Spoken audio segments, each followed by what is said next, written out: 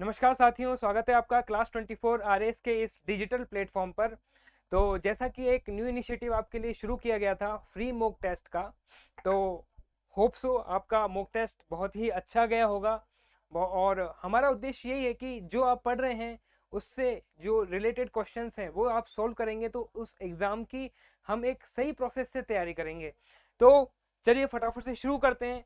History section के जो आपके क्वेश्चंस आए थे उनका एक सॉल्यूशन हम आपके सामने लेके आए हैं। तो आप देखिए क्या आपके क्या चीज़ें थी, कौन से कंसेप्ट थे जो आपके मिस हो गए, क्या आपसे गलतियां हुई। तो हम शुरू करते हैं सॉल्यूशन के पार्ट को ब्रीफली। चलिए, तो क्लास 24 का जो ऐप है वहां पे आपने एग्जाम दिया होगा, उसका फीडबैक भी दीजिए। चलो देखिए, जो क्वेश्चंस आपके इस एग्जाम में आए हैं, इस टेस्ट के अंदर पूछे गए हैं, उनको हम फटाफट से डिस्कस कर लेते हैं। Mock test solution history. देखिए, ये सवाल आपके सामने आया था जिसमें आपको सूची 1 को और सूची 2 से क्या करना था, आपको मिलाना था। बहुत अच्छा ये सवाल आपके लिए डाला गया था क्योंकि एग्जाम में इसी तरह के सवाल घुमा फिरा के पूछ लिए जाते हैं। तो पहला कर्नाटक युद्ध और इससे पूछा है कौन सी संधि है। देखो, बहुत अच्छा क्वेश्चन ये फ्रेम किया गया है, इंपॉर्टेंट है। देखो, पहला कर्नाटक युद्ध, उसके बाद में द्वितीय कर्नाटक युद्ध, तृतीय कर्नाटक युद्ध और मैसूर के युद्ध को इसमें पूछा गया है, और जो संधियां इसके साथ में है वो यहाँ पे दी गई हैं। तो इसका आंसर क्या होगा? देखिए, पहला कर्नाटक युद्ध, देखो हमने क्लास के अंदर भी ये बात अच्छे से डिस्कस की थी कि मैं आपको एक यहाँ पर ना टेबल सी बना देता हूँ, ठीक है, जिससे ये युद्ध वाले क्वेश्चन हमेशा के लिए क्लियर हो जाएगा आपका। देखो, यदि मैं बात करता हूँ फर्स्ट कर्नाटिक वॉर की, देखो फर्स्ट कर्नाटिक वॉर की हम बात कर रहे हैं, तो यहाँ पर ये रहा युद्ध, और इसका जो ईयर है वो देख लीजिए फटाफट से। देखिए, फर्स्ट कर्नाटिक जो हमारा युद्ध है वो कब से कब तक हुआ था, याद है? 1746 से लेकर के और 1748 तक। तो पहले का सन ये क्लियर हो गया। अच्छा, इसके अंदर जो संधि होती है वो कौन सी संधि है, याद है आपको?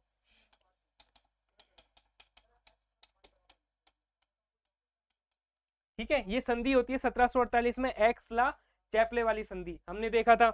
इसी तरह से सेकंड जो आपका कर्नाटिक युद्ध है वो कब से कब तक हुआ, 1749 से लेकर के और 1754 तक। ध्यान है ये। और फाइनली ये युद्ध समाप्त होता है 1754 में पांडिचेरी की संधि के साथ में। तो ये टेबल बना लेंगे तो हमेशा के लिए आपको याद हो जाएगी, इसी में से सवाल फ्रेम होगा, ठीक है। और मैं बात करूं थर्ड कर्नाटिक वॉर की, तो हम बहुत अच्छे से हमने सारी वॉर्स के बारे में पढ़ा है। तो 1754 से लेकर के, सॉरी 1758 से लेकर और 1763 तक ये तीसरा कर्नाटिक युद्ध होता है। और यहाँ पर जो संधि हो रही है उसका नाम क्या है, बहुत ही इंपॉर्टेंट, हमने देखा था 1763 में कौन सी होती है, पेरिस की संधि होती है, ठीक है। तो यहां तक की बात क्लियर हो गई। तो देखिए, पहला कर्नाटिक वॉर हमसे पूछ रहा है, तो यहाँ पर एक्स ला चैपले की संधि, तो यहाँ पर क्या हो गया, 4। जब भी आप इस तरह के क्वेश्चन करें तो यहाँ पर लिख लीजिए, जिससे एक सिचुएशन क्लियर हो जाएगी, गलती नहीं होगी हमसे। अच्छा, अब दूसरा कर्नाटक युद्ध, पता है हमको 1754 में पांडिचेरी की संधि होती है। तो यहाँ पर कुछ लिख रहा है क्या, यहाँ तो संधि नहीं पूछी। चलो एक बार के लिए छोड़ देते हैं, जो हमको पता है वो देख लेते हैं। फिर तीसरा कर्नाटक युद्ध, तीसरे कर्नाटक युद्ध में पता है आपको पेरिस की संधि होती है। इसका मतलब क्या हो गया, 4-1। और तो 4, और देखिए यहाँ पर कौन सा ऑप्शन आ रहा है हमारे पास में फिर, कि ए के अंदर आपका 4 आ रहा है, ए के अंदर 4 आ रहा है, ठीक है। सी के अंदर, अच्छा एक सेकंड एक सेकंड, सॉरी, तीसरे कर्नाटक युद्ध की हम बात कर रहे हैं, तो तीसरे कर्नाटक युद्ध का संबंध किससे है, पेरिस की संधि से। तो 4-1। और जो दूसरा कर्नाटक युद्ध है वो क्या रहता है, ब्रिटिशर्स और फ्रांसीसीज के बीच में ये युद्ध रहता है, लेकिन कोई फाइनल सॉल्यूशन वहां नहीं निकलता।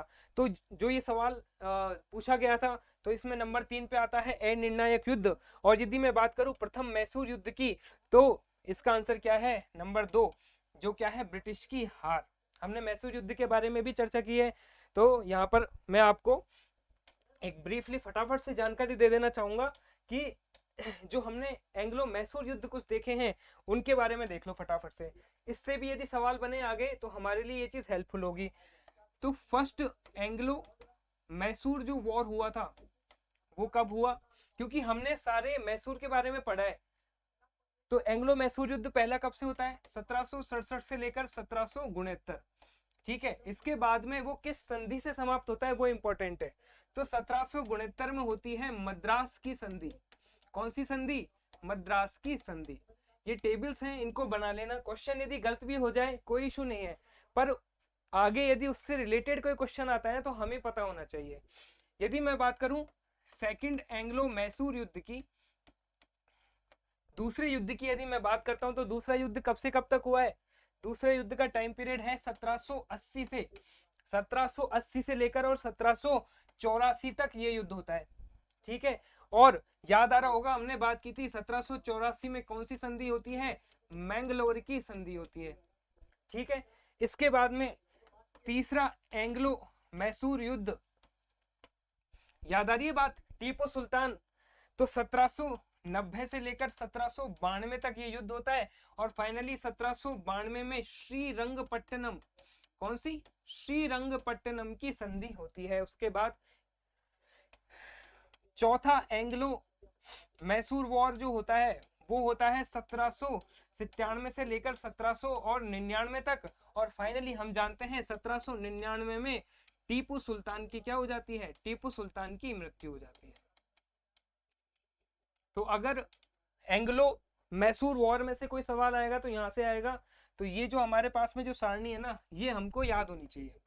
ठीक है, चलो, और यदि कोई सवाल कैरनेटिक युद्ध में से कोई भी सवाल पूछेगा तो ये टेबल आपकी वहां पर हेल्प करेगी। तो इसका आंसर हो गया नंबर 3। ठीक है ये क्वेश्चन। चलो आगे चलते हैं। नेक्स्ट देखो, नेक्स्ट क्वेश्चन पूछ रहा है आपसे, निम्नलिखित में से कौन सा पहला यूरोपियन व्यक्ति था, निम्नलिखित में से पहला कौन सा यूरोपियन व्यक्ति था। एक मिनट,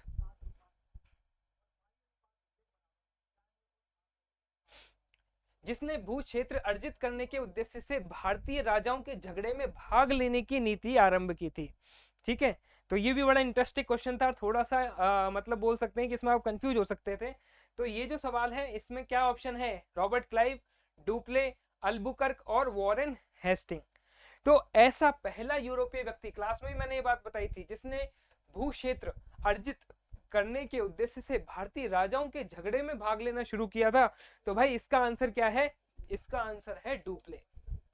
इसका आंसर है डुप्ले, नंबर 2। मतलब डुप्ले एक ऐसा शासक था जिसने क्या किया कि जो लोकल एक पॉलिटिक्स है ना उसके अंदर ये घुसने लगा। और यहां तक कि आगे जो इतिहासकार बोलते हैं कि डुप्ले ही ऐसा व्यक्ति था जिसने वो बीज बोए और फाइनली आके ब्रिटिशर्स ने आगे जाकर उन बीजों को काटने का काम किया। मतलब फसल वो बोके गया था और उस फसल का फायदा किसने उठाया, आगे जाके रॉबर्ट क्लाइव जैसे लोगों ने उसका फायदा उठाया। तो यहां तक की बात क्लियर हो रही है, नहीं हो रही है? ठीक है, तो इसका आंसर है डुप्ले। चलिए आगे चलते हैं। नेक्स्ट क्वेश्चन आपसे पूछा गया था, एक्स ला शापेल 1748 की संधि के संदर्भ में कौन सा कथन सही है। तो देखिए, कोई भी क्वेश्चन करें, सॉल्व करें तो सबसे पहले क्वेश्चन पढ़ो अच्छे से, सही गलत कौन सा है उस पर जरूर हमें ध्यान देना है। ठीक है, तो इन्होंने बोला कि एक्स ला शापेल 1748 की जो संधि है, अभी बात की थी हमने, तो वहां से क्या स्टेटमेंट दिया है, प्रथम कर्नाटक युद्ध की समाप्ति, सही है क्या, और दूसरा अंग्रेजों को मद्रास पुनः प्राप्त हुआ। तो आपको बताना था इसमें से कि कौन से कथन सही होंगे। तो आई होप ये एक अच्छा सवाल था, आपने इसका आंसर सही से दिया होगा। तो भाई इसका आंसर क्या है, सी या फिर थर्ड, मतलब पहला और दूसरा दोनों ही कथन सही हैं। अभी याद किया था 1748 में जो पहला कर्नाटक युद्ध है वो समाप्त होता है, पहला कर्नाटक युद्ध समाप्त होता है, उस संधि का नाम क्या है, एक्स ला शापेल की संधि। ठीक है, अभी बात की थी थोड़ी देर पहले। और इस संधि के अंदर अंग्रेजों को मद्रास क्या होता है, वापस से दे दिया जाता है। तो दोनों स्टेटमेंट सही हैं। ठीक है, तो ये संधि वगैरह याद होंगी ना, यहीं से सवाल आते हैं। ये सारे जो आपको सवाल दिए गए ना टेस्ट में, ये किसी ना किसी अच्छे एग्जाम के अंदर आए हुए सवाल हैं, ऑथेंटिक सवाल है। ठीक है, चलो अगला सवाल क्या किया, निम्नलिखित में से कौन एक मुगल सम्राट, निम्नलिखित में से कौन एक मुगल सम्राट द्वारा नियुक्त बंगाल का अंतिम गवर्नर था? बहुत ये इजी क्वेश्चन कह सकते हैं कि जो हमने क्लासे पढ़ी उसके अंदर हमने बहुत अच्छे से ये देखा था कि मुगल सम्राट ने किसको बंगाल का अंतिम गवर्नर बनाया था। ऑप्शन कौन कौन से हैं? सरफराज खान, मुर्शिद कुली खान, अलीवर्दी खान और शुजाउद्दीन मोहम्मद खान। तो इसका आंसर बहुत सिंपल, मुर्शिद कुली खान। याद आ रही है बात? फर्रुख सियार ने शाही फरमान निकाला, और शाही फरमान निकाला उसके बाद में मुर्शिद कुली खान को वो बंगाल का नवाब नियुक्त करता है। और फाइनली यदि आप ब्रिटिश डॉक्यूमेंट के मुगल डॉक्यूमेंट के हिसाब से फाइनली देखोगे तो मुर्शिद कुली खान जो है वही था जिसे बंगाल का अंतिम गवर्नर कहा गया, जिसको एक मुगल सम्राट ने वो डेजिग्नेशन दी है। तो इसका आंसर हो जाएगा मुर्शिद कुली खान। क्लियर है बात? चलो आगे बढ़ते हैं। इजी सवाल थे। निम्न में से किसने अपनी राजधानी मुर्शिदाबाद से मुंगेर स्थानांतरित की? जब हमने लेक्चर पढ़ा था तब मैंने बार बार आपको ये क्वेश्चन के बारे में बोला था कि ये इंपॉर्टेंट क्वेश्चन है, बहुत एग्जाम के अंदर भी बार बार पूछा गया है कि निम्नलिखित में से किसने अपनी राजधानी मुर्शिदाबाद से मुंगेर स्थानांतरित करी? ऑप्शन थे आपके सामने, अलीवर्दी खां, सिराजुद्दौला, मीर जाफर और मीर कासिम। ठीक है, तो बहुत इजी क्वेश्चन था। इसका आंसर रहा मीर कासिम। ध्यान है आपको? हमने बात की थी लेक्चर में कि किस प्रकार से जो ब्रिटिशर्स का इन्फ्लुएंस था उससे बचने के लिए मीर कासिम कहां भाग जाता है? मीर कासिम मुर्शिदाबाद से अपनी राजधानी को लेकर के कहां चल जाता है? बिहार के मुंगेर में चला जाता है, और मुंगेर में जाकर के फिर अपना खुद का एक नियम बनाता है कि ट्रेड को सभी लोगों के लिए, चाहे वो इंडियन हो चाहे ब्रिटिशर्स हो, सबके लिए इक्वल बना दिया जाए। तो इसका आंसर क्या हो जाएगा? मीर कासिम। क्लियर हो गई बात? चलो आगे चलते हैं। छठवां सवाल था आपके 18वें दशक में, ये शतक लिख दिया, एक ही बात है, भारत में लड़े गए युद्धों का निम्नलिखित में से सही कालक्रम कौन सा है? देखिए ये इस तरह के सवाल पूछे जाते हैं आपसे, या तो युद्ध के कालक्रम के बारे में पूछ लेगा और उनको सेट करवा लेगा क्रोनोलॉजी में, जैसा इस सवाल में पूछा है, या फिर कोई संधि उसमें हुई हो तो उसके बारे में पूछ लेगा और उनको मैच द फॉलोइंग करा लेगा। तो यहां पर देखिए इसका आंसर क्या है। तो यहाँ पर ऑप्शंस में हमारे सामने देखो क्या क्या है, वांडीवाश का युद्ध है, बक्सर का युद्ध है, अंबर का युद्ध है और प्लासी का युद्ध है। इन चारों में से हमें देखना है, इन चारों में से हमको देखना है कि क्या एक क्रम हो सकता है। ठीक है, चलो देख लेते हैं फटाफट से। तो इसका जो आंसर था वो था नंबर 2। इसका आंसर क्या था? नंबर 2। तो मैं आपको ब्रीफली बता देना चाहूंगा कि यदि अंबर के युद्ध की बात करें या फिर अंबर का युद्ध या फिर अंबूर का युद्ध, दोनों एक ही बात है, बात की थी हमने। तो जो अंबूर का युद्ध है, अंबूर का युद्ध होता है अगस्त में, अगस्त 1749 के अंदर होता है अंबूर का युद्ध। ठीक है, अगस्त 1749 में होता है अंबूर का युद्ध। याद आ रही है बात कि एक तरफ कौन है? एक तरफ मीर जाफर है, एक तरफ मीर जाफर है और फ्रांसीसी और चंदा साहिब एक टीम में खेल रहे हैं, और दूसरी तरफ कौन है? अनवरुद्दीन है, नजीम जंग है और मोहम्मद अली। ठीक है, बात की थी सारी कि कौन फ्रांसीसीस की तरफ था, कौन ब्रिटिशर्स की तरफ था। सेकंड कर्नेटिक युद्ध की ये बात है। ठीक है, तो अंबूर का जो युद्ध है अगस्त 1749 में। उसके बाद में बात करें तो प्लासी का युद्ध अपना हो ही जाता है 1757 में। प्लासी का युद्ध कब हो रहा है? देखो इसमें बढ़ते हुए क्रम में होता है, बढ़ते हुए क्रम में होता है। तो प्लासी का युद्ध हो रहा है आपका 23 जून और 1757 को प्लासी का युद्ध हो रहा है। ठीक है, चलो इसके बाद में यदि वांडीवाश के युद्ध का कालक्रम आपको याद हो तो कब होता है? 1760 में। बात की थी अपन ने वांडीवाश के युद्ध की कि किस प्रकार से ब्रिटिश और फ्रांसीसीस के बीच में ये युद्ध होता है। एक तरफ सर आयरकूट और दूसरी तरफ काउंट डी लाली। बात याद आ रही है? एक तरफ कौन होता है? एक तरफ है आयरकूट और दूसरी तरफ कौन था? काउंट डी लाली, फ्रांसीसीस की तरफ से। ये हमने बात की थी। तो यहाँ पर और फाइनली आपका कौन सा युद्ध हो रहा है? बक्सर का युद्ध। तो बक्सर का युद्ध कब हो रहा है? बक्सर का युद्ध हुआ था आपका 1764 में। यदि आपको डेट्स भी क्लियरली नहीं याद है ना, तो यदि आपको ये सन याद है तो ये क्वेश्चंस आराम से बना ले जाते हैं आप। तो इसका आंसर हो गया नंबर 2। सबसे पहले अंबूर का युद्ध 1749, उसके बाद में प्लासी का युद्ध 23 जून 1757, फिर वांडीवाश का युद्ध 1760 और फाइनली बक्सर का युद्ध 1764 में। अच्छा सवाल था ये, ठीक है, बढ़िया सवाल था। तो इसका आंसर हो गया नंबर 2। चलो आगे चलते हैं। निम्न यूरोपीय शक्तियों ने भारतीय व्यापार में समय समय पर कब प्रवेश किया? ठीक है, पहले भी ये क्वेश्चन हमने डिस्कस किया था जब हमने इससे रिलेटेड क्वेश्चंस किए थे ना, वहां पर भी। तो बहुत इजी क्वेश्चन था, और यदि इन टॉपिक्स में से कोई सवाल आएंगे ना, तो ये सवाल आएंगे आपके सामने घूम फिर के। जो इंपॉर्टेंट और अच्छे टॉपिक्स, अच्छे क्वेश्चन हैं, वो ही हमने आपको मॉक टेस्ट में दिए थे। ठीक है, तो फटाफट से इसका आंसर बता दीजिए मुझे।